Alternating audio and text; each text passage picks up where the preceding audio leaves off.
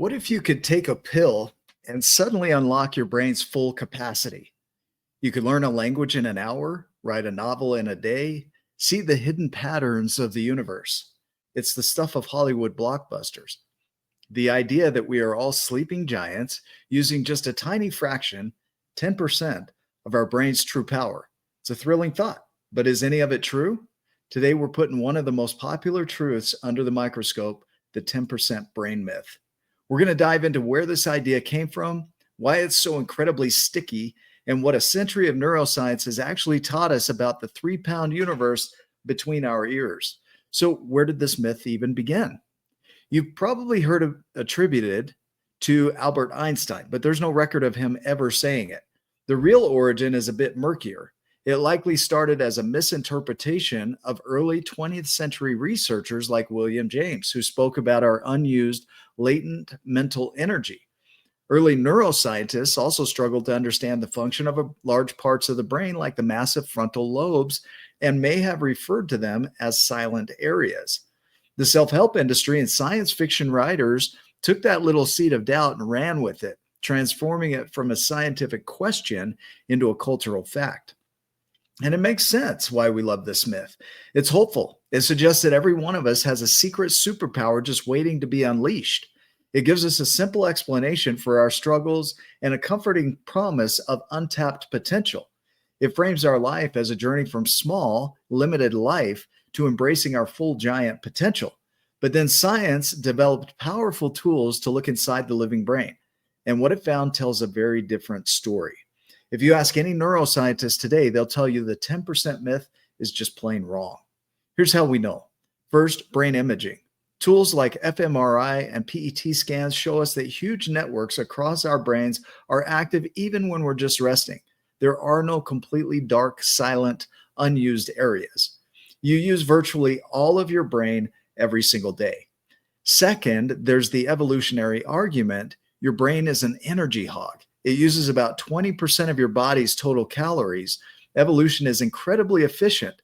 It simply wouldn't have built and maintained such an expensive organ if 90% of it was doing nothing. And finally, there's the tragic evidence from brain damage. If the myth were true, most brain injuries would have no effect. But we know that damage to almost any area of the brain, no matter how small, has specific and often devastating consequences. This proves that all those different regions have critical jobs. So, if the evidence against it is so overwhelming, why do we still cling to this myth? Because the feeling behind the myth is real. We all feel that gap between who we are and who we could be. The myth gives us a simple, magical answer for closing the gap. But the real answer isn't about accessing a dormant 90%. The real power lies in a concept called neuroplasticity. This is the brain's scientifically proven ability to reorganize itself by forming new neural connections throughout life. You don't need to unlock a new part of your brain. You need to build better, stronger, faster connections within the one you already have. The real path to your potential isn't a shortcut. It's understanding the 100% of the brain you already use and learning to direct it with more intention. So let's reframe the question. It's not about finding a magic switch. It's about engaging in the daily work of learning, growing, and consciously building the person you want to become. This conversation we had today about moving from the wishful thinking of the 10% myth to the real empowered action of neuroplasticity isn't just a random topic. It plugs directly into a larger map for human growth. The principles we discussed are explored deeply within the 12 Journeys framework. For example, the journey of empowerment teaches the opposite of the 10% myth. True power isn't locked away. It's about reclaiming your ability to use proven methods to take control of your thoughts and emotions. It's the toolbox for using the 100% of your brain with skill. Then there's the non-conscious journey. The myth hints at vast hidden parts of our minds. This journey is the real exploration of that territory, delving into the subconscious to uncover the automated old programming that shapes our beliefs and actions. You don't have a dormant brain. You have an automated brain. This journey teaches you how to bring these automations into your conscious awareness so you can consciously choose who you become. And finally, the journey of nurture reveals the true path to growth. The myth promises a dramatic overnight transformation.